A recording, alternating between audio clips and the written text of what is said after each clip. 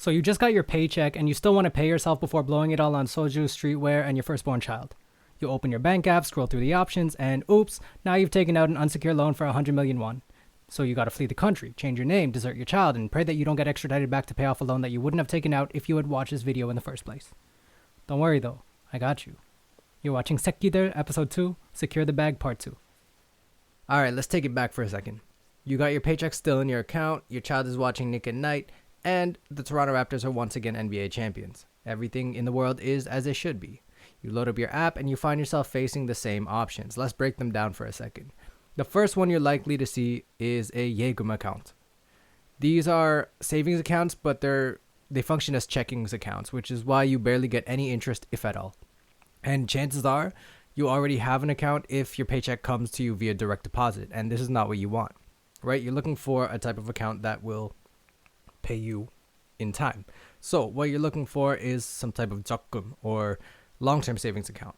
More often than not, these accounts will be termed, like there will be a term, like a set limit in both time and deposits. And the amount with the highest interest tends to have a maximum monthly deposit and requires a steady activity over the course of 1 or more years. Most of the 1 year long-term deposits hover around 1 to 1.8%, which is not bad if you consider that Korea's inflation rate between 2013 and 2020 has consistently remained below 2% and was below 1% for 3 of the past 7 years. 2020 looks like it's about to hit an all-time low. All right, so let's say you're looking at an account and it's showing 2 different interest rates. This is very common. The lower interest rate is the base rate of the account, whereas the max rate is what you would receive if you satisfy all of the requirements. What will be listed in the details varies from account to account, so you'll have to look at what the details are. Some of them may ask you to accept e-marketing. Others may simply require you to make a certain number of deposits over a certain period of time.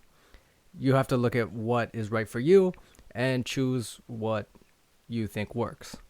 But once you've done all that, all that's left to do is check the box for 자동 입금, which just means automatic deposit. After that, just choose an amount, choose the date of deposit, and you're set. I usually set mine for the day after I get paid. That way I always have money to put aside, but that's up to you. You can also just not put 자동 입금 and then control when the deposit happens and how much goes, but I mean, I find it easier to not have to think about it. After that, there's not much to it. You can run a translation app while you set it up to make sure you're doing it right, but the more times you do it, the easier it gets. And I'm starting to realize right now that this is probably more boring than I thought it was going to be, so I'm just going to rattle off a few other major categories and we can go back to living our lives. 대출 are loans, which if you're on an E2 visa, you're unlikely to get. Banks are really reluctant, if not entirely averse, to giving unsecured loans to people who are legally only allowed to stay in the country for a year or probably less. And that means that when if you're looking to buy a car, you're looking to pay 전세 for your flat, you'll have to do it with cash on hand. And although this isn't always the case, it's more likely than not, so you really shouldn't expect to be allowed to borrow without any collateral. All right, next, 외화 is foreign tender. So 외화 예금 is like a foreign tender checking account. So let's say you want to flip for some US because you might be traveling somewhere that uses US currency. Having a 예금 account, a 외화 예금 account is really convenient because then you don't have to go to the bank and convert because you already have it available. I mean, you'd have to go to the bank to withdraw, but still. Next, 펀드 is what it sounds like. It's a fund.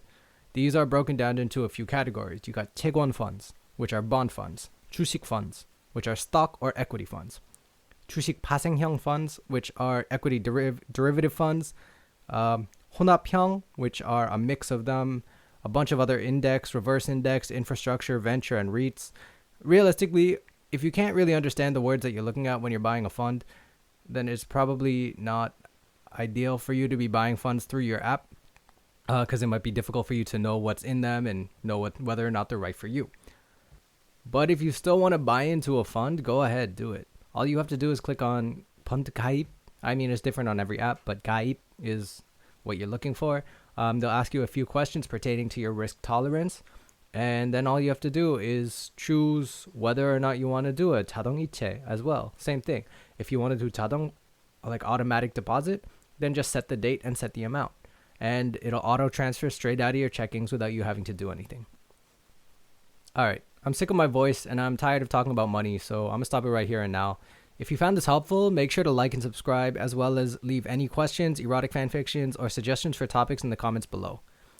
Come back next time with the bag secured, because I'm going to be talking about something that is problematic for a lot of people, and that's credit.